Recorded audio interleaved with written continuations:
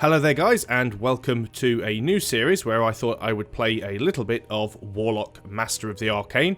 It's another 4x grand strategy game, and as I play through this I will probably be referencing Civ 5 quite a lot because it is a very similar game.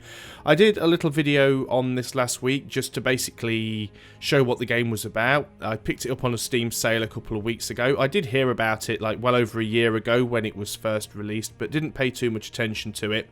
But as it's recently been on Steam in the sale, I picked it up very cheap along with all the DLC and the expansion. So what I'm going to do, I'm going to go into a new game. As most of you know, my normal style is to be more of an informative style of Let's Play. I tend to try and play games that I've played before and have some idea with what I'm doing and give almost like a sort of tutorial.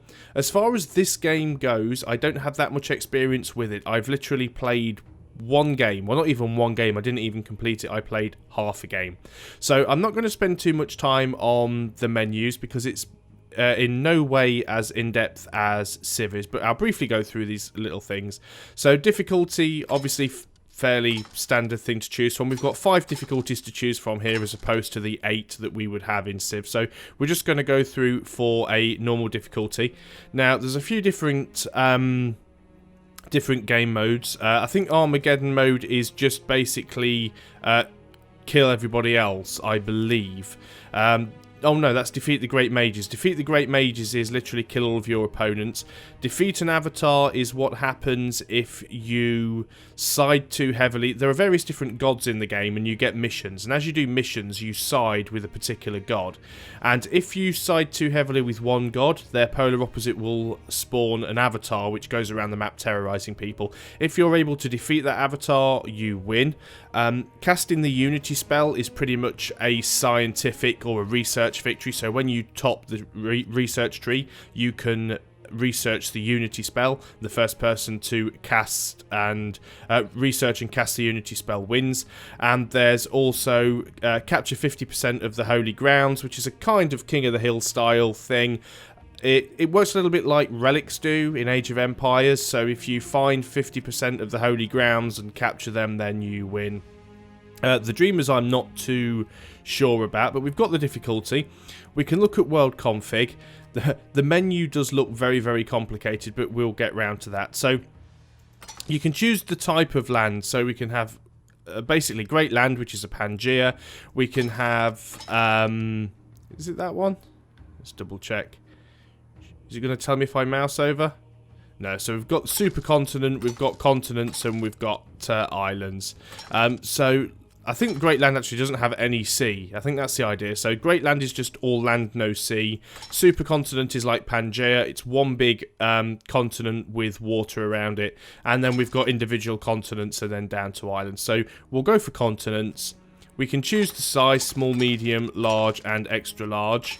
Like it does in Civilization, it automatically kind of picks for us, based on the size of the map, how many opponents that we're going to be against. So let's go for a medium-sized map, and that will give us 3 opponents and 2 additional worlds. Now, you can have up to 6 additional worlds, and worlds you access through these little portals that appear on various places of the map. I've never actually been through to one of them, even on the other game I was playing. Apparently what they allow you to do is travel into these different worlds that have various different resources, but they're supposedly quite difficult and you need a little bit of an army before you can go into them. This game is very much based on combat, which is where it does differ a lot from Civilization 5. Even though you can do combat in Civ, it's not the main focus of the game. In this game, it very much is. And then we can choose the map type. We can either have a flat world or cylindrical. Cylindrical is basically like Civilization. If you scroll off one side of the map, you eventually come back on the other, as in you could travel to the east and keep travelling east and you'll eventually end up back where you started. So that's what we do for the world config. It's a fairly standard setup. So the continent style, medium-sized map with 3 opponents and 2 worlds. Character. Now this is quite a little bit different to Civilization because you don't have sort of 50-odd different civs to pick from. You pretty much just have a character. And each character has some perks and some spells. If we go into customize here, let me just back out of that. We can actually go to character and literally just pick through the different characters that we can have.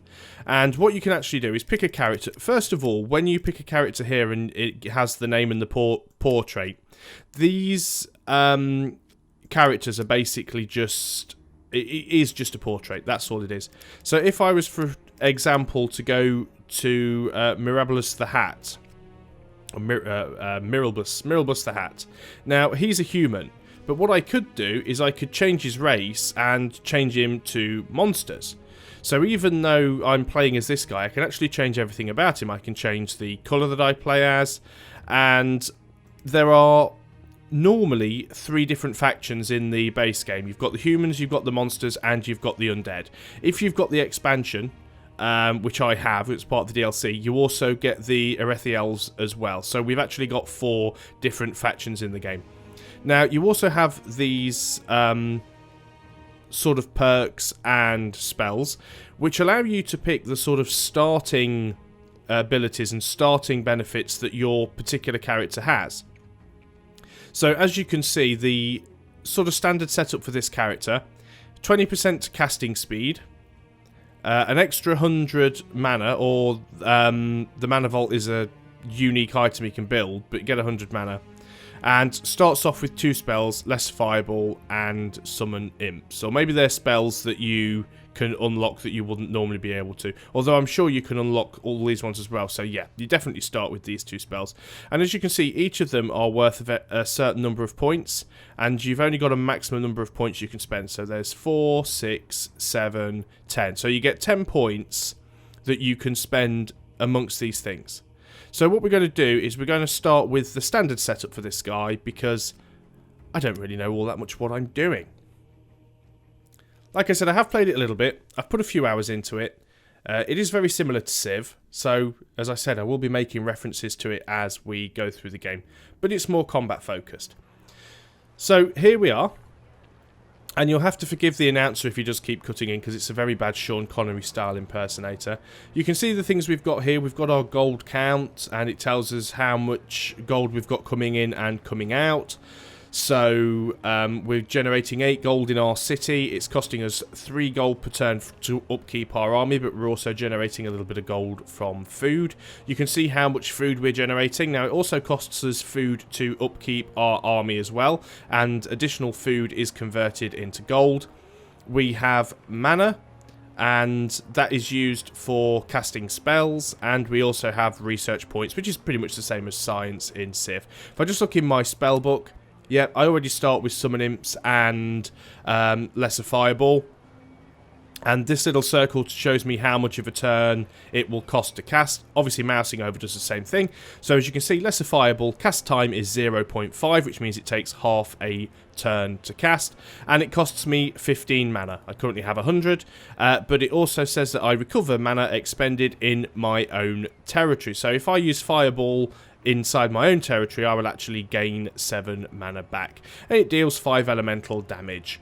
And if we look at Summon Imps, that takes 0.8 of a turn, costs 35 mana, and I recover 17 of that if I cast it on my own turn, and summons a unit of imps.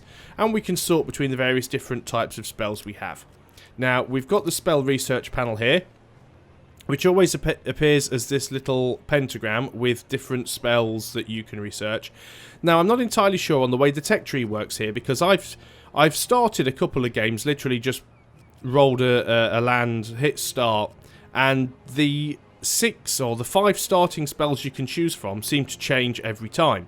Because I remember the last time I did this, range resistance was there, but I don't think lightning bolt was. Frost weapon enchant was there. Reconstruction definitely wasn't. There was a healing spell, and there was wind walk, and they're not there this time. So definitely the research tree, if there is such a thing, seems a little bit random. But we're going to go for the shadow bolt, because I like to have offensive weaponry. I'll talk about the rest of the things on the interface as we go along. So as you can see, it is very, very similar to Civilization. We have a hex system. We have various different types of terrain. We have various different mountains. And as you can see, we have resources as well, such as pumpkins. If I mouse over certain hexes, you can see that it'll tell me if there's any penalties or bonuses to that particular terrain. We start off in this instance with 2 different aggressive units, so let's get them moved out. Movement works very much the same way that you would expect it to in Civilization, except I have to left click to move instead of right click, so sometimes I do end up getting a little bit confused. Movement is displayed down here, so as you can see, these hunters, which are basically basic archers, can have 4 movement. And they have an attack range of 2, and they do 7 damage. They're also a scout, so they have an additional sight range, and they're a forester, so they get defensive bonus if they are in forests, and they also get a bonus when attacking targets in a forest. So what we're going to do is we're going to move those forwards 2 spaces, and you can see what we've got here. We have ourselves some wild ratmen. Now, these units are basically the equivalent of barbarians. They are neutral units that can be killed for gold, essentially. So I'm going to attack those. I'm going to try to, at least. Probably won't do a lot of damage to them. Got a crit, which wasn't too bad. Now you can see when I mouse over there, it also says there is a there is a ratman hole, and it can be looted by any unit. So again, that's like pillaging a barbarian camp. I would get some money from doing that. I've got my rogues here. My rogues do 8 melee attack, but also 4 death magic, because they have some poison, which is a nice little upgrade. And I've still got some movement left on those, so I'm going to get these guys to attack the rat men also. They should be able to do that. This is another useful thing. If you right click on any unit in this game, it'll also tell you everything about it. So if you look at the resistances here, you can see that they have a resistance to life magic. So life magic, they will resist 100% of it, but they do have a debuff to missile damage. So hitting them with missiles will do them a lot more damage. So let's get closer to them. I should be able to attack them on this turn. So move next to them, attack them with the rogues. And there we go, we claim the hole and get 50 gold for doing that. So that's brilliant. That's all of the movement we can do. So we're going to construct a building. Now, unlike Civilization, you can still build upgrades to your city, but you don't actually build them in the city. Any upgrade you build actually goes onto a tile which you own. So you can see I have a farm here, which is required for a granary and a warriors guild. But strangely enough, it's built on a sandy desert, so I get 20% less food than I would normally. And we have a market here that generates gold for us and is required for a rogues guild in the craftsman's district. And here we have the warriors guild, which allows us to pump out our warriors and veterans. So we could build another farm, we could build a rogues guild, which we don't currently have. We could build a rangers guild, which would be useful because that would allow us to produce more hunters. And we could build a mana trap, which would help us to generate more mana and also is required for a library. So I think what we're going to do at the moment is we're going to go for a rangers guild. Now, there's only one place I can put the Rangers Guild, because I only have 1 free land tile, which is here. So, let's pop it down there, and that's going to take 3 turns to build. We can also build units in much the same way. I think what we will do is we will also churn out some warriors. You can build buildings and units at the same time. And again, like Civilization, you can actually see how much land that we own. So it's telling us there that warriors can be recruited. We already knew that because we've already got 1 on the go. Not an awful lot else we can do on this turn. So we're going to hit end turn and let the computer take its turn. And as usual, you get all the little pop-ups here. So 2 idle units require orders, obviously these guys. And an enemy unit has appeared near our city or fort. As you can see here, we have some goblin spearmen that have appeared. So we are going to use our archers to attack them. Now we can also attack them directly with our city as well. Again, very much in the Civ style. That did a little bit of damage. And let's move our rogues back in and do some damage to those as well. Now, unlike barbarians, you will find that the random neutral units do appear on the map from time to time in the middle of turns. Every now and then a whole load of camps will spawn. Also, some neutral units do have cities which can be captured. Someone has humbly requested your aid. So there's the dodgy Sean Connery impersonator. So you can see what we've got here is we have a little thing that's popped up in this corner, which is basically what this is here. New quest is that there. As you can see, we've got 30 turns to build a harbour. If I go to new quest, it tells me here. So quest, trade guild, target, build a harbour. So if I build a harbour, I will be given 100 gold and 60 mana, and there's no penalty for not doing it. So I may as well do it. Some of them do have penalties, but not usually early on. So assign orders to a unit. Gonna get my rogues just to move out a little bit in this direction just so I can see. We have some sort of structure here. So this is what I was talking about. This is a neutral camp. This isn't actually owned by another player. This is one of the neutral cities, as it were. And I can actually capture neutral cities. And when I capture neutral cities, I can actually build their units. So what I'm going to do for the time being is I'm just going to leave those units there. And in fact, I can't tell them to rest because they've already moved. I'm going to get my archers to come across as well. That's going to take them a couple of turns though, because they're quite a distance away. And we're going to try and capture this because we're also actually going to try and get rid of these ratmen down here. But what essentially happens is once you capture an enemy city, even if it's neutral, you can build their units and you can build their creatures. So we have a new unit available. We're now able to build peasant settlers that can be recruited in our main city, and that works much the same way as it does in Civilization. It allows you to go and set up a new city. So we will create some. We'll close the city view and go on to the next turn.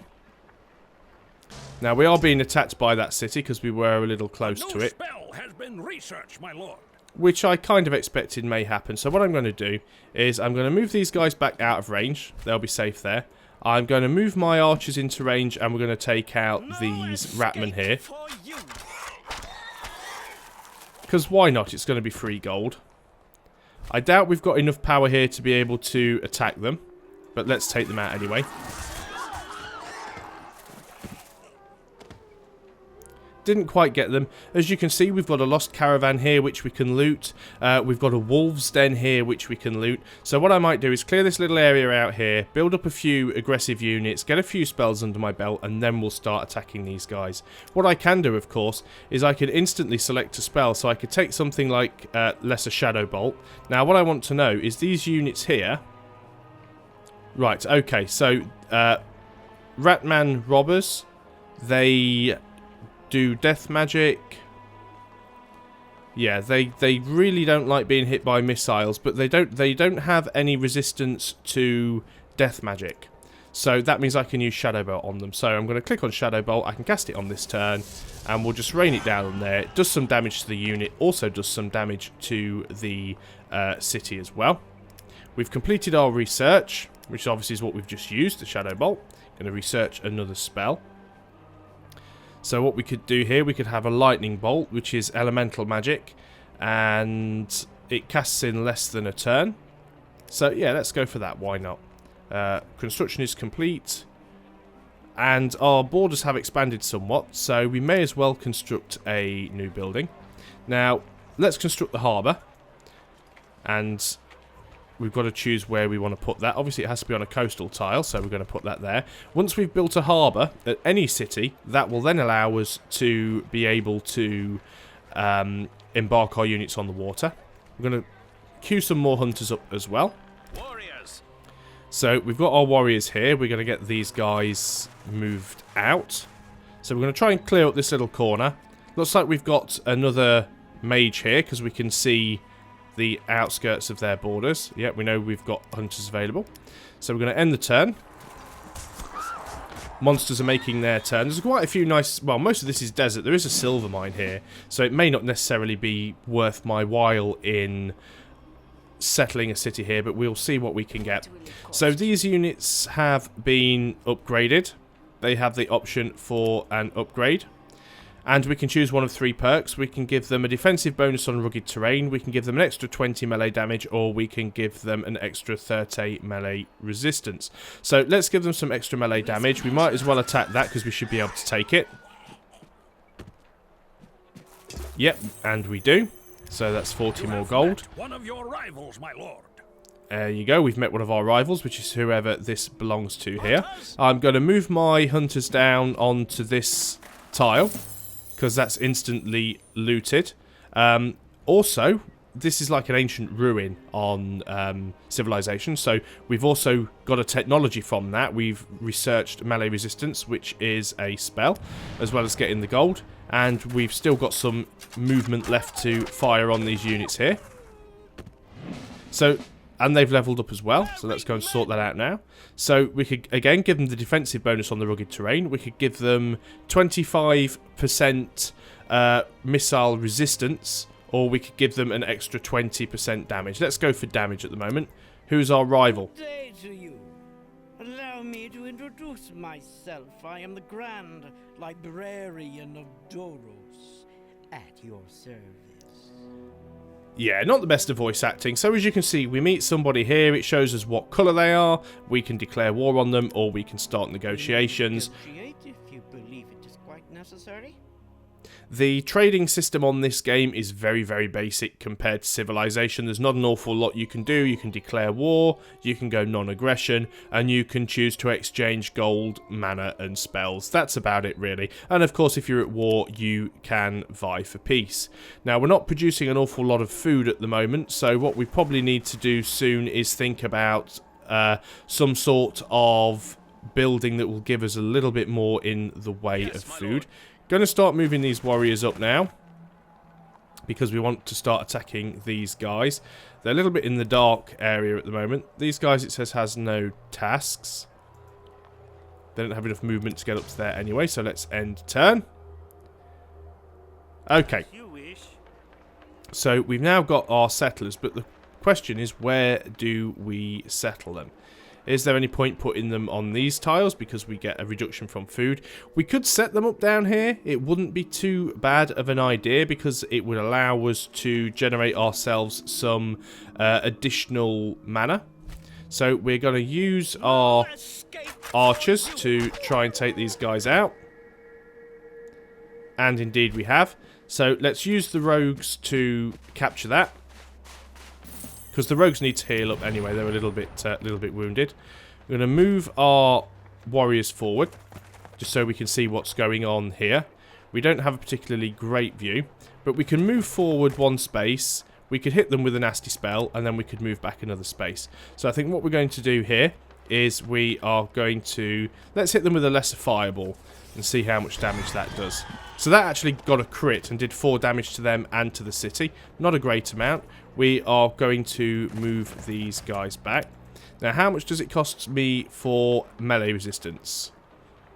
Okay, 0.8. So that would allow me to give melee resistance to target units. So we're going to go on to the next turn. Someone has humbly requested your aid. So we've got a new quest. Which is to build a harbour. I thought we were already doing that, so okay, let's hit OK. Whether it stacks up or not, I do not know. We've already built a harbour. So somebody wants us to build a second harbour. That's interesting. No reason why not. We're going to be building a second city. So these guys here I'm going to put on rest, which will basically just get them to recover some health. We're going to start moving our hunters forward. It's left click instead of right click. Give me some better view on this city, and I'm going to go in with a shadow bolt, do some more damage again. Wasn't quite a crit, but even though this game is very much based on combat, you will find that units recover health a lot more quickly. So I'm going to get these guys to defend for now. We've built a harbour, so we completed that quest and got the gold and mana for doing so. Now, obviously, you can't spam spells because you only have a limited amount of mana. So you can't just keep spamming as much as you want. We can now build caravels, which we will do because that will allow us to explore the sea. Not only that, caravels also allow us to get these shipwrecks, which we can loot those, and again, we can get gold and tech from them as well. As you can see, it does cost gold in order to produce certain units, so we're not buying them instantly like you would in Civ, but they do still cost us gold and take a certain amount of time to complete. Also, we need to think about building some sort of building as well.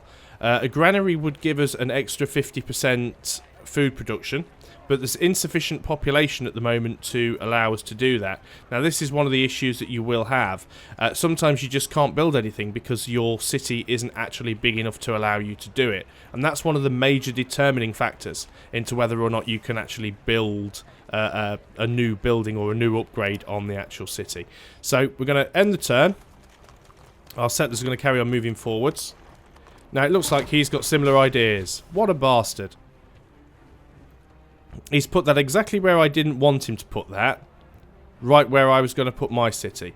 Well, there's not an awful lot I can do about that at the moment. So I think what I'm going to do, I'm going to take these guys out. Or, in fact, I might even take this place out. I might just take that straight off him, because that was very, very cheeky. He will go to war with us, of course, but that is just not on. So I'm going to hit it with a fireball.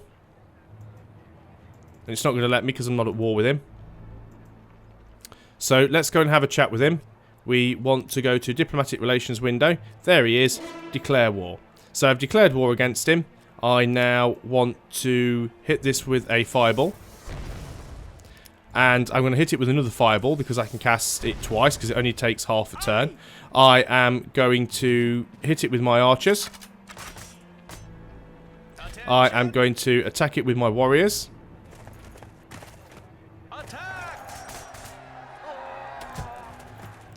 I am going to attack it with my rogues. And we'll have done a fair bit of damage to it. Now, hopefully, you won't be able to do too much damage to us. We do have some more archers now.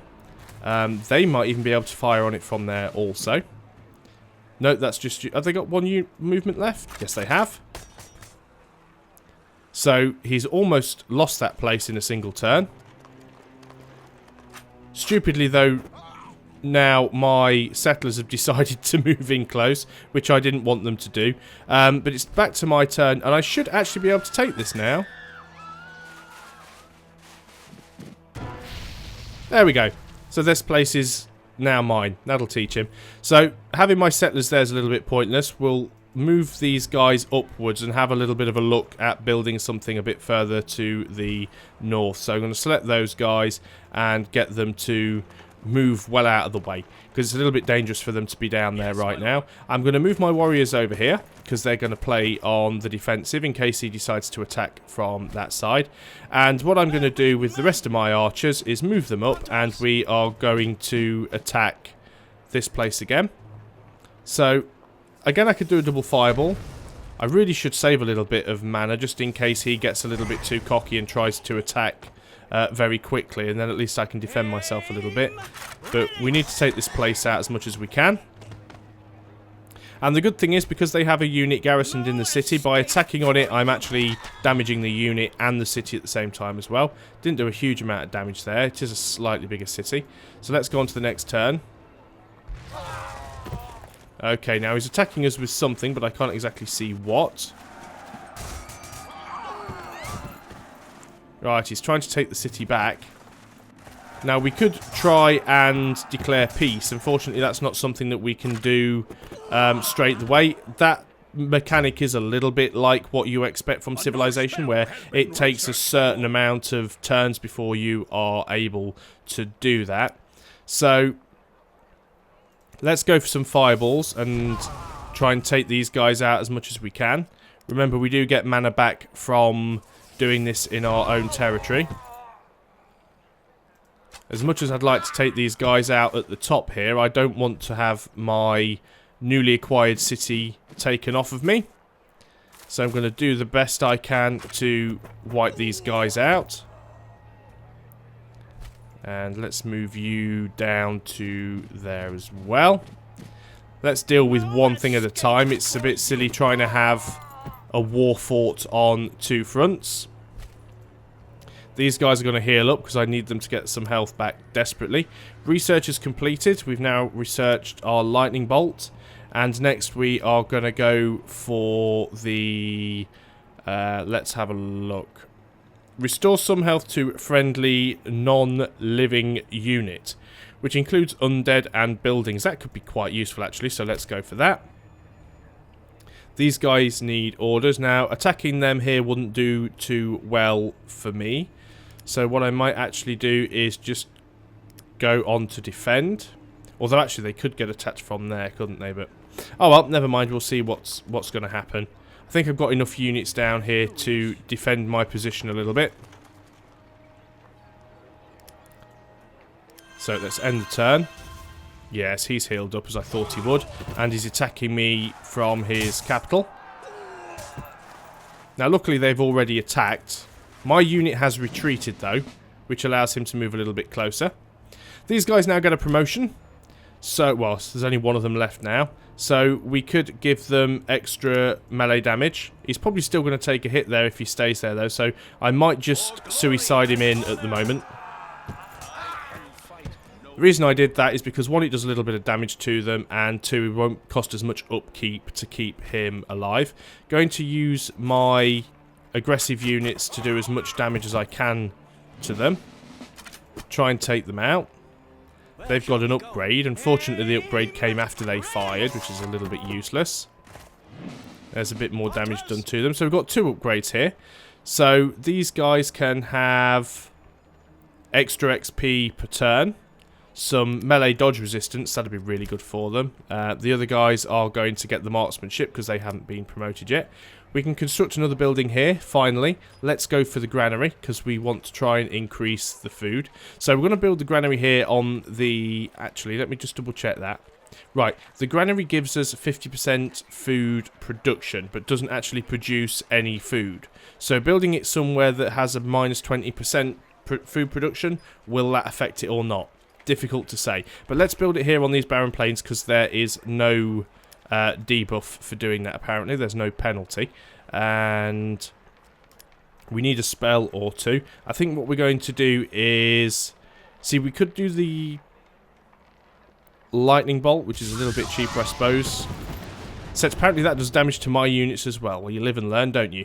I didn't know that was going to happen. I didn't know it did damage to my own units. There's something that I've learnt. So there's my caravel. I am going to get him to explore around. First thing I'm going to do is get him to take that, because it might be something that is useful. And just the same way that you get barbarian pirates, you also get sort of sea creatures that can and will attack you. So these guys can't do anything at the moment. Let's get out of that. We want to select these guys, and they're going to rest again. Get some more health back. I don't think we can vie for peace at the moment. Yeah, turns remaining 2. So it's going to take 2 more turns before I can even make a peace offer with him.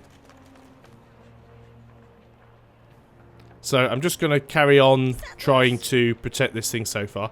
I've got to be careful here. I don't want to lose my settlers. I don't have awful good vision out here, so I don't know if there's anything up there that could be harmful to me. He doesn't appear to have anything close enough by to be able to do me any damage. And I'm absolutely fine with that. Right, who's that needs orders? That's the settlers. Right, can we put you up here? Is it safe? Is it a good idea? Probably better to go a little bit further north there. Another unit needs orders. We've got this caravel. Okay, let's go and explore out in this direction, because we don't know what we've got out here. And instantly, I have found a shipwreck, which I can loot. And I found a sea serpent spawning area, which is probably not going to end too well for me. These guys are fine, so I'm going to move them forwards, and we're going to carry on attacking this place. We're also going to throw spells at them and not do what I did last time and get myself hit with an AoE. I didn't actually realise that lightning bolt spell did AoE damage. Does it say anywhere there that it does AoE damage? Right click to show info. Nope, doesn't say that it says inflicts electrical damage to 1 unit. Is that a bug? Is that an error on the tooltip? Because you all saw when I did the lightning bolt on those guys, it definitely hit a few of mine, so something there isn't right. So you have neutrals and you have monsters. They're two different types of unit. Neutrals are essentially... Well, monsters are more like the barbarians. Monsters are these unaffiliated single units that spawn from their own little spawn camps like the sea serpent does here. And... Ooh, shipwreck. We can get another shipwreck here as well. So let's go and do that. So yes, monsters basically spawn at these little equivalent to barbarian camps. Neutrals are other players, but they're not... I don't know, they're a little bit like city-states, I suppose, in Civilization. That's probably the best way to describe the neutrals. We could try and do some damage to that sea serpent. Yeah, we're not going to do an awful lot of damage to it, so I'm probably not going to waste my time. I will spend my other fireball hitting these guys. Don't have an awful lot left in terms of mana now, so I've got to be careful. So that's those guys hit again. Move these guys one space further up. Of course, it's very, very difficult to move in this particular terrain, which is a bit of a pain. Don't think I can go for peace yet. He does have another unit heading my way, which could potentially be problematic, but everyone is healing up. Diplomatic relations... Oh, we can start negotiations. If you believe it is quite necessary. Okay, so he's happy for peace. We're now at peace. Don't have to worry about him fighting me anymore, which is good stuff. So, not going to move those hunters up just yet, because they've taken a bit of damage. These guys are now fully healed, so I can start to move these up. Or there's probably little point me trying to attack. I will move them forwards one, because it will help mitigate any damage coming out, because they can only attack one unit at a time. So he's backing off a little bit now, because we're not at war. There are some of the great mages who will just declare war on you all of the time. So my offer is accepted. That's absolutely fine. Construction is completed. We can build a new building. So we can build a building here. We can't build that other harbour yet. Now, it will tell you here on some buildings, a building of this type is already built in one of your cities, because you need a warriors guild in order to build warriors, but we already have one.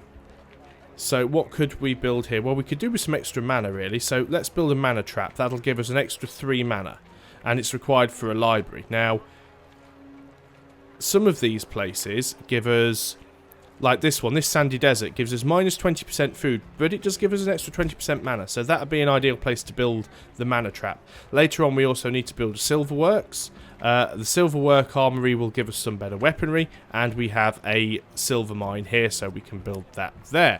So let's close that. We have very, very little mana now, which makes it very difficult to attack this using spells. But we can attack it in the old-fashioned way. What? That was a crit, which is always nice.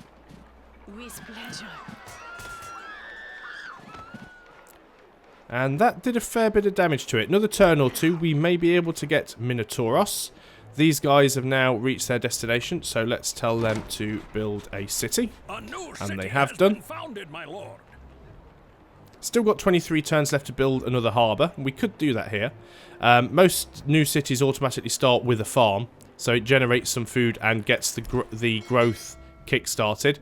Of course, we've got this caravel. Got to be a little bit careful here, because we've got that nasty sea beastie down here still. Although I can pillage his lair.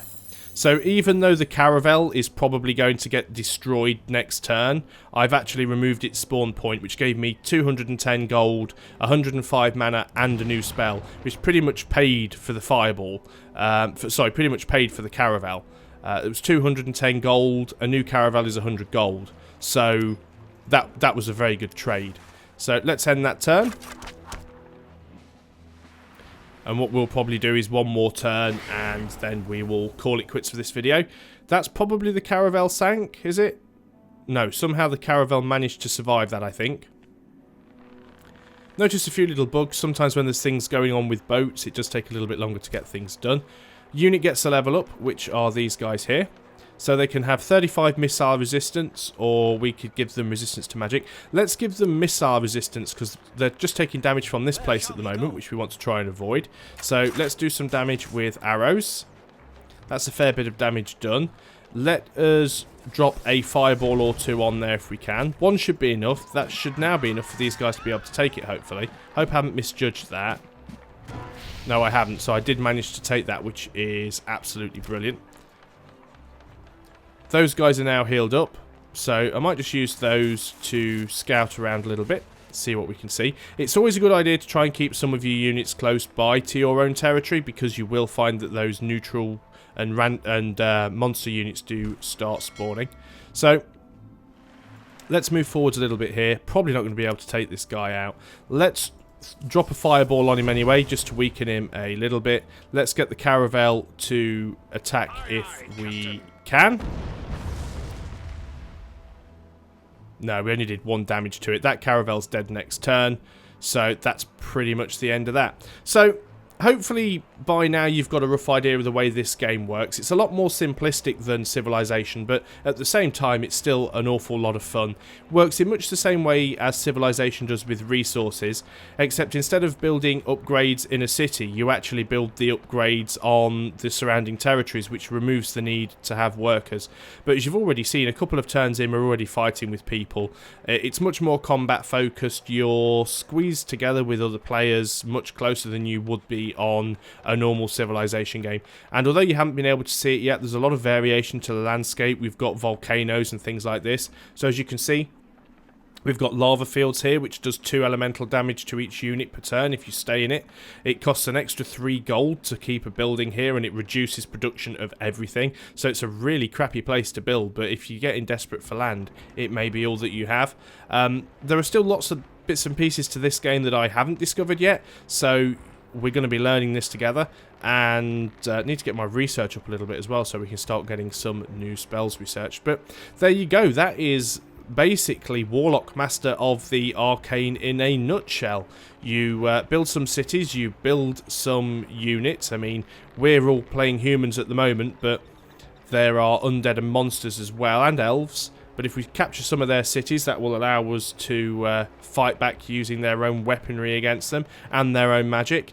And yeah, we're going to see how this goes. So thanks for watching, guys. If you've got any questions, there's probably no point in asking me, because I'm such a noob at this game. I don't really understand everything in it myself. But by all means, if you do have a question, if I can answer, I will. If I don't know the answer, I'll attempt to find out for you. And if any of you guys have played this game before, if there's anything you know about it, if you've got any tips for it, if there's any sort of particular nuances that you think that a new player should know that isn't particularly well explained in the manual or the tutorials, which are always a little bit rubbish, let's be honest, by all means either send me a message or drop it in the comments, and I'll see if I can incorporate them into some of the future videos. So thanks again for watching, guys, and I will see you next time. Goodbye for now.